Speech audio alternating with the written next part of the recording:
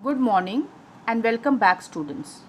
I hope you all must have completed question number 1 and 2 of exercise 5.1. To continue with the same exercise, let us see question number 3.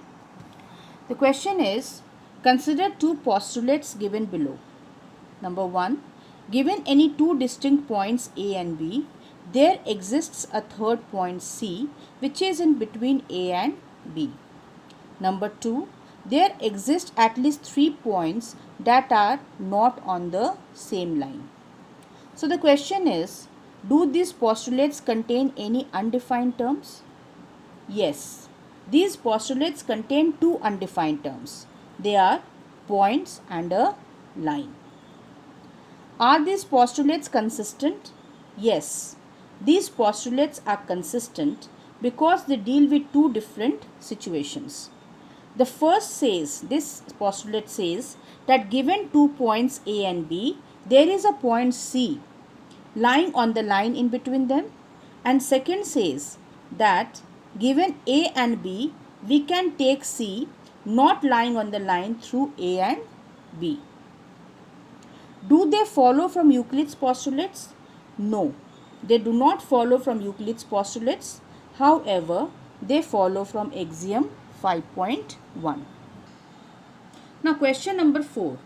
If a point C lies between 2 points A and B such that AC equals to BC, prove that AC is equal to half AB. Explain by drawing the figure. So we have drawn this figure like this. AB is a line and AC is the midpoint. So AC equals to BC, that is given part. We have to prove that AC equals to half AB. Now since AC is equal to BC given, so AC, if we add equals, if equals are added to equals, so if we add equal AC in equation 1 or in the given part, then AC plus AC equals to BC plus AC. So AC plus AC equals to twice AC and BC plus AC is equal to AB. So AC equals to half AB. In question number 5, it is given that in question 4, point C is called the midpoint of line segment. Prove that every line segment has one and only one midpoint. So we have to prove that in the question 4 it was given that C is the midpoint of AB. So we have to prove that a line segment has only one midpoint. So if here in the previous question, as it was the figure was AB and in between there was a C, there was a point called C. Now here, if possible, let D be the midpoint of AB. Now since D is the midpoint of AB, which we have assumed, so AD will be equal to DB. But it is given that C is the midpoint of AB. So subtracting 1 from 2. So AC minus AD equals to CB minus DB. Now AC minus AD is what? Here it is DC equals to CB minus DB. CB minus DB, we are seeing that CB is smaller than DB, so it becomes minus DC. Now DC equals to minus DC. Now if we take this to the left hand side, it becomes positive. DC plus DC equals to 0, or twice DC is equal to 0, or DC is equal to 0. Means the distance between D and C is 0, or D and C coincides. Thus we can prove that every line segment has one and only one midpoint. Now question number 6. You see the figure which is given in the book. If AC, this AC equals to BD, okay, AC equals to BD, we have to prove that AB is equal to CD. This part, this AB is equal to CD. Now it is given that AC equals to BD. We have to prove that AB equals to CD. Now AC is equal to BD given. Also AC is equal to AB plus BC. You can see that AC is equal to AB plus BC. And BD equals to BC plus CD. So you see BC plus CD is equal to BD and AB plus BC equals to AC. So from 1, 2 and 3, what do we find? it is already given that AC is equal to BD. So from 2 and 3, what we have found out, AC equal to AB plus BC. And what is BD equal to BC plus CD. So when we equate it, what do we get? BC gets cancelled, or AB equals to CD. Proved. Question number 7. Why is axiom 5 in the list of Euclid's axioms considered a universal truth? Now, what is axiom 5? All of you must remember this. The whole is greater than the part.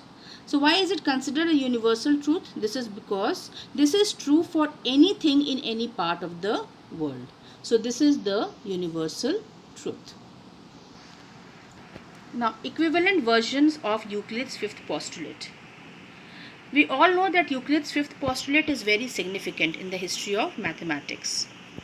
We have already learnt from the fifth postulate that no intersection of lines will take place when the sum of the measures of the interior angles on the same side of the falling line is exactly 180 degree. A Scottish mathematician, John Playfair, in 1729 gave a very important axiom known as Playfair's axiom.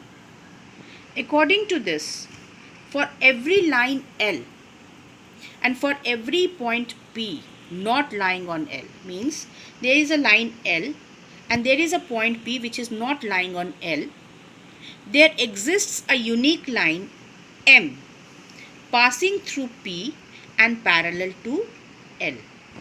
So it can be restated as two distinct intersecting lines cannot be parallel to the same line.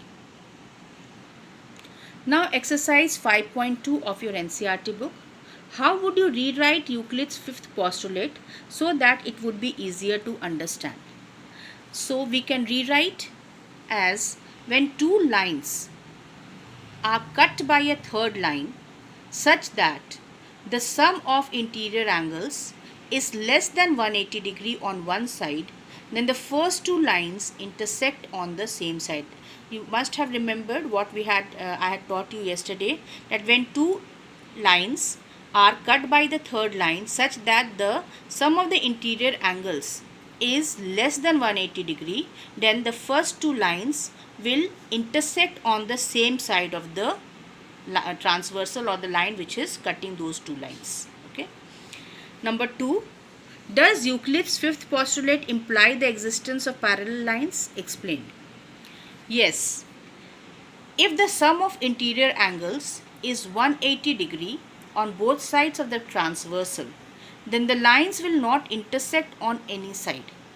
So if two lines never intersect, then they are parallel to each other.